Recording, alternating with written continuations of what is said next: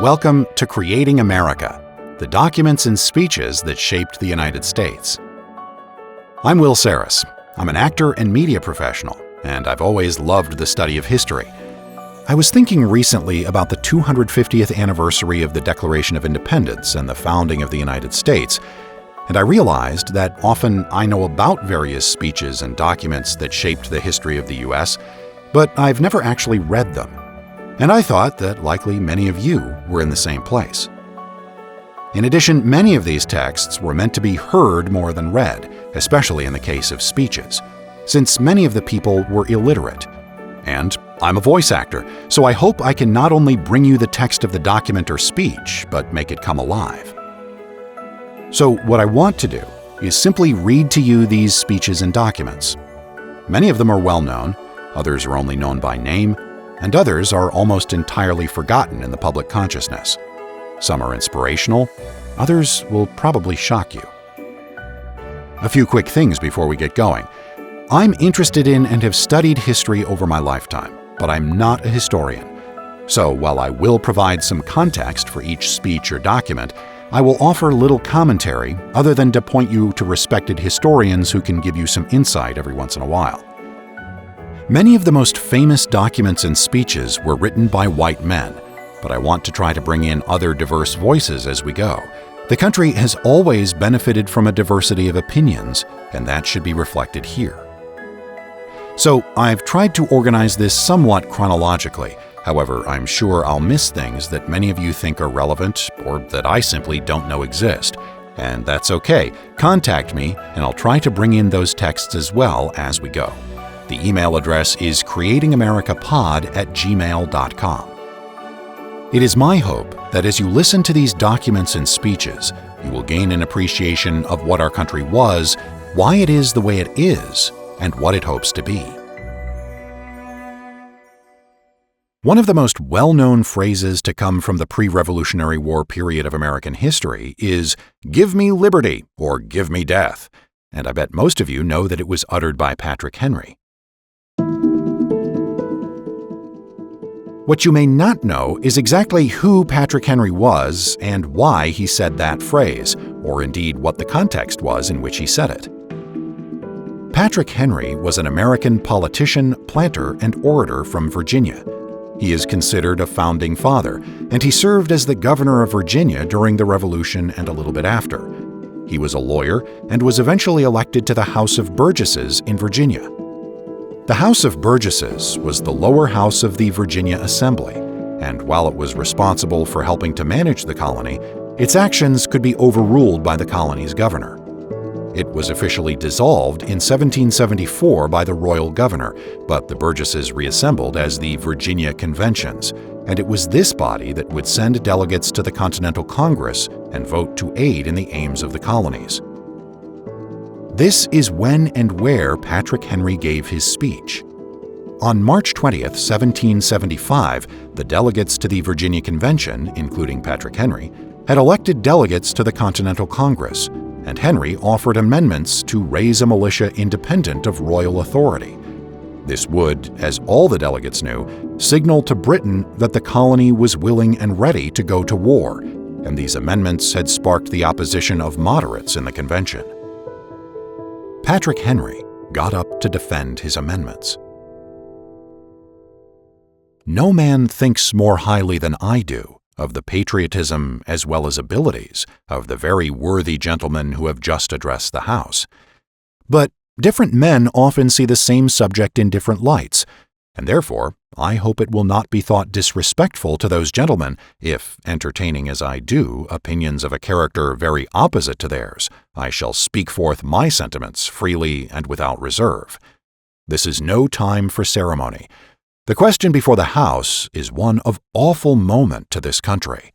For my own part, I consider it as nothing less than a question of freedom or slavery, and in proportion to the magnitude of the subject ought to be the freedom of the debate. It is only in this way that we can hope to arrive at truth and fulfill the great responsibility which we hold to God and our country. Should I keep back my opinions at such a time, through fear of giving offense, I should consider myself as guilty of treason towards my country, and of an act of disloyalty toward the majesty of heaven, which I revere above all earthly kings. Mr. President, it is natural to man to indulge in the illusions of hope. We are apt to shut our eyes against a painful truth and listen to the song of that siren till she transforms us into beasts. Is this the part of wise men engaged in a great and arduous struggle for liberty? Are we disposed to be of the number of those who, having eyes, see not, and having ears, hear not the things which so nearly concern their temporal salvation? For my part, whatever anguish of spirit it may cost, I am willing to know the whole truth, to know the worst, and to provide for it. I have but one lamp by which my feet are guided, and that is the lamp of experience. I know of no way of judging of the future but by the past, and judging by the past, I wish to know what there has been in the conduct of the British ministry for the last 10 years to justify those hopes with which gentlemen have been pleased to solace themselves and the House. Is it that insidious smile with which our petition has been lately received? Trust it not, sir, it will prove a snare to your feet. Suffer not yourselves to be betrayed with a kiss. Ask yourselves how this gracious reception of our petition comports with those warlike preparations which cover our waters and darken our land. Are fleets and armies necessary to a work of love and reconciliation? Have we shown ourselves so unwilling to be reconciled that force must be called in to win back our love? Let us not deceive ourselves, sir. These are the implements of war and subjugation, the last arguments to which kings resort. I ask gentlemen, sir, what means this martial array if its purpose be not to force us to submission? Can gentlemen assign any other possible motive for it? Has Great Britain any enemy in this quarter of the world to call for all this accumulation of navies and armies? No, sir, she has none. They are meant for us. They can be meant for no other. They are sent over to bind and rivet upon us those chains which the British ministry have been so long forging. And what have we to oppose them? Shall we try argument? Sir, we have been trying that for the last 10 years. Have we anything new to offer upon the subject? Nothing. We have held the subject up in every light of which it is capable, but it has been all in vain. Shall we resort to entreaty and humble supplication? What terms shall we find which have not been already exhausted? Let us not, I beseech you, sir, deceive ourselves. Sir, we have done everything that could be done to avert the storm which is now coming on. We have petitioned, we have remonstrated, we have supplicated, we have prostrated ourselves before the throne, and have implored its interposition to arrest the tyrannical hands of the ministry and Parliament. Our petitions have been slighted. Our remonstrances have produced additional violence and insult. Our supplications have been disregarded, and we have been spurned, with contempt, from the foot of the throne. In vain, after these things, may we indulge the fond hope of peace and reconciliation. There is no longer any room for hope. If we wish to be free, if we mean to preserve inviolate those inestimable privileges for which we have been so long contending, if we mean not basely to abandon the noble struggle in which we have been so long engaged, and which we have pledged ourselves never to abandon until the glorious object of our conquest shall be obtained, we must fight. I repeat it, sir, we must fight. An appeal to arms and to the God of hosts is all that is left us. They tell us, sir, that we are weak, unable to cope with so formidable an adversary. But when shall we be stronger? Will it be next week or the next year? Will it be when we are totally disarmed and when a British guard shall be stationed in every house? Shall we gather strength by irresolution and inaction? Shall we acquire the means of effectual resistance by laying supinely on our backs and hugging the delusive phantom of hope until our enemies shall have bound us hand and foot? Sir, we are not weak if we make a proper use of those means which the God of nature hath placed in our power. The millions of people armed in the holy cause of liberty and in such a country as that which we possess, are invincible by any force which our enemy can send against us. Besides, sir, we shall not fight our battles alone. There is a just God who presides over the destinies of nations and who will raise up friends to fight our battles for us. The battle, sir, is not to the strong alone. It is to the vigilant, the active, the brave. Besides, sir, we have no election. If we were base enough to desire it, it is now too late to retire from the contest. There is no retreat but in submission and slavery. Our chains are forged. Their clanking may be heard on the plains of Boston. The war is inevitable. And let it come. I repeat, sir, let it come. It is in vain, sir, to extenuate the matter. Gentlemen may cry peace, peace, but there is no peace. The war is actually begun. The next gale that sweeps from the north will bring to our ears the clash of resounding arms. Our brethren are already in the field. Why stand we here idle? What is it that gentlemen wish? What would they have? Is life so dear or peace so sweet as to be purchased at the price of chains and slavery? Forbid it, Almighty God. I know not what course others may take, but as for me, give me liberty or give me death. It should be noted that while Patrick Henry talks of liberty versus slavery and the evils of slavery, he was a slave owner. He was conflicted about it, writing, "I will not and cannot justify owning slaves," but he was apparently not convicted enough to actually free any of his own. This famous speech was greeted with a profound silence, and it ultimately swayed the convention to support raising a militia. It was resolved the colony should be put in a posture of defense, and the rest, as they say, is history. The next month, the British would march from Boston to Lexington and Concord, and with that, the American Revolutionary War had begun. In the Continental Congress, as the weeks turned into months and the situation in Boston, and indeed the rest of the colonies, grew more untenable, the delegates began to warm to the idea of independence, an idea that Patrick Henry, Samuel and John Adams of Massachusetts, and Richard Henry Lee of Virginia, and a few others, had already realized was the inevitable path forward by this point. After the publication of Common Sense by Thomas Paine, the colonies had also begun to shift in favor of independence. In May of 1776, the Virginia Convention that Patrick Henry was a part of sent instructions to its delegates in the Continental Congress to propose to that respectable body to declare the United Colonies free and independent states, absolved from all allegiance to or dependence upon the Crown or Parliament of Great Britain.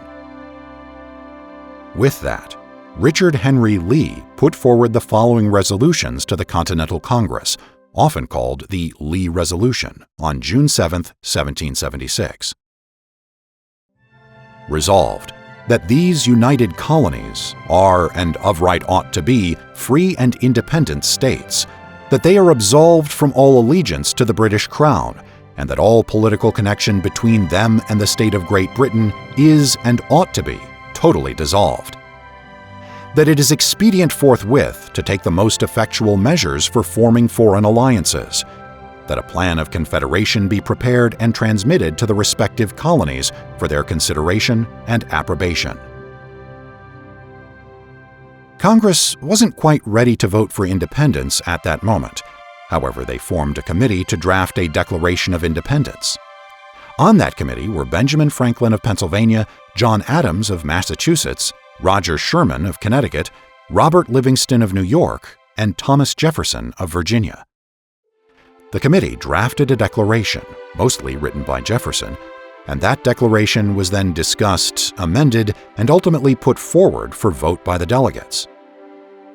On July 4, 1776, the following document was adopted by the Continental Congress.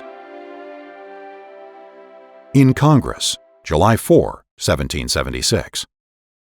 The unanimous declaration of the 13 United States of America. When, in the course of human events, it becomes necessary for one people to dissolve the political bands which have connected them with another, and to assume among the powers of the earth the separate and equal station to which the laws of nature and of nature's God entitle them, a decent respect to the opinions of mankind requires that they should declare the causes which impel them to the separation.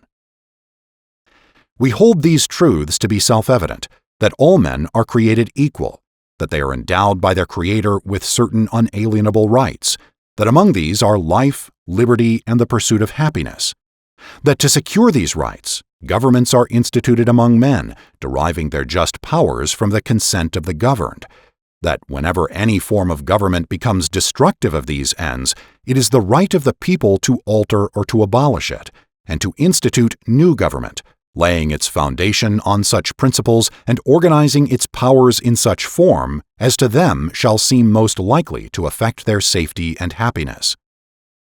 Prudence, indeed, will dictate that governments long established should not be changed for light and transient causes, and accordingly, all experience hath shown that mankind are more disposed to suffer while evils are sufferable than to right themselves by abolishing the forms to which they are accustomed. But when a long train of abuses and usurpations, pursuing invariably the same object, evinces a design to reduce them under absolute despotism, it is their right, it is their duty, to throw off such government and to provide new guards for their future security. Such has been the patient sufferance of these colonies, and such is now the necessity which constrains them to alter their former systems of government. The history of the present King of Great Britain is a history of repeated injuries and usurpations, all having in direct object the establishment of an absolute tyranny over these states. To prove this, let facts be submitted to a candid world. He has refused his assent to laws the most wholesome and necessary for the public good. He has forbidden his governors to pass laws of immediate and pressing importance, unless suspended in their operation till his assent should be obtained, and when so suspended, he has utterly neglected to attend to them. He has refused to pass other laws for the accommodation of large districts of people, unless those people would relinquish the right of representation in the legislature, a right inestimable to them and formidable to tyrants only. He has called together legislative bodies at places unusual, uncomfortable, and distant from the depository of their public records, for the sole purpose of fatiguing them into compliance with his measures. He has dissolved representative houses repeatedly for opposing with manly firmness his invasions on the rights of the people. He has refused for a long time, after such dissolutions, to cause others to be elected, whereby the legislative powers incapable of annihilation have returned to the people at large for their exercise, the state remaining in the meantime exposed to all the dangers of invasion from without and convulsions within.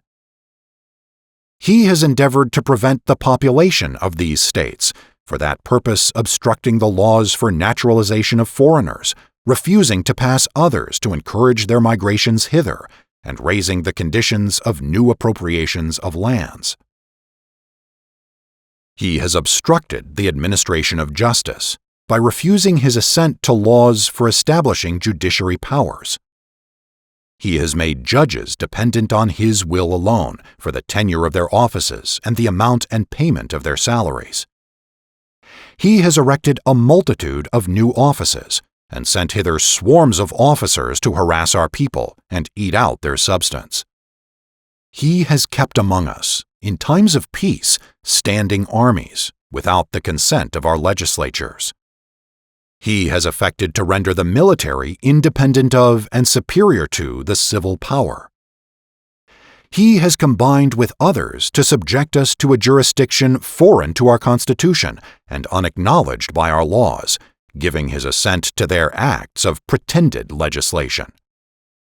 For quartering large bodies of armed troops among us, for protecting them by a mock trial from punishment for any murders which they should commit on the inhabitants of these states, for cutting off our trade with all parts of the world, for imposing taxes on us without our consent, for depriving us in many cases of the benefits of trial by jury, for transporting us beyond seas to be tried for pretended offenses, for abolishing the free system of English laws in a neighboring province, establishing therein an arbitrary government, and enlarging its boundaries so as to render it at once an example and fit instrument for introducing the same absolute rule into these colonies, for taking away our charters, abolishing our most valuable laws, and altering fundamentally the forms of our governments, for suspending our own legislatures and declaring themselves invested with the power to legislate for us in all cases whatsoever. He has abdicated government here by declaring us out of his protection and waging war against us. He has plundered our seas, ravaged our coasts, burnt our towns, and destroyed the lives of our people. He is, at this time, transporting large armies of foreign mercenaries to complete the works of death, desolation, and tyranny already begun with circumstances of cruelty and perfidy scarcely paralleled in the most barbarous ages, and totally unworthy the head of a civilized nation. He has constrained our fellow citizens, taken captive on the high seas, to bear arms against their country, to become the executioners of their friends and brethren, or to fall themselves by their hands. He has excited domestic insurrections among us, and has endeavored to bring on the inhabitants of our frontiers, the merciless Indian savages, whose known rule of warfare is an undistinguished destruction of all ages, sexes, and conditions. In every stage of these oppressions, we have petitioned for redress in the most humble terms. Our repeated petitions have been answered only by repeated injury. A prince, whose character is thus marked by every act which may define a tyrant, is unfit to be the ruler of a free people. Nor have we been wanting in attentions to our British brethren. We have warned them from time to time of attempts by their legislature to extend an unwarrantable jurisdiction over us. We have reminded them of the circumstances of our emigration and settlement here. We have appealed to their native justice and magnanimity, and we have conjured them by the ties of our common kindred to disavow these usurpations, which would inevitably interrupt our connections and correspondence. They, too, have been deaf to the voice of justice and of consanguinity. We must, therefore, acquiesce in the necessity which denounces our separation and hold them as we hold the rest of mankind, enemies in war, in peace, friends. We, therefore, the representatives of the United States of America, in General Congress assembled, appealing to the Supreme Judge of the world for the rectitude of our intentions, do, in the name and by the authority of the good people of these colonies, solemnly publish and declare that these united colonies are, and of right ought to be, free and independent states, that they are absolved from all allegiance to the British Crown, and that all political connection between them and the state of Great Britain is and ought to be totally dissolved, and that as free and independent states they have full power to levy war, conclude peace, contract alliances, establish commerce, and to do all other acts and things which independent states may of right do. And for the support of this declaration, with a firm reliance on the protection of divine providence, we mutually pledge to each other our lives, our fortunes, and our sacred honor. And with that, the United States of America was born. Thanks for listening to this episode of Creating America, the documents and speeches that shaped the United States. I'm Will Saris, your host and narrator. This show is written and produced by me. If you like this podcast, please subscribe and rate the show and share it with your friends. I've also started a Patreon, patreon.com/William Saris, where you can support this project, which is something I do on my own time. Anything you can contribute is appreciated. If you'd like to send in a comment or request that I read a speech or document you think I missed, the email is creatingamericapod@gmail.com. You can find the show on social media by searching Creating America Pod, and you can find me there too. If you want to know more about what I do professionally, visit my website, williamsaris.net. Till next time. Copyright 2026, William Saris, all rights reserved.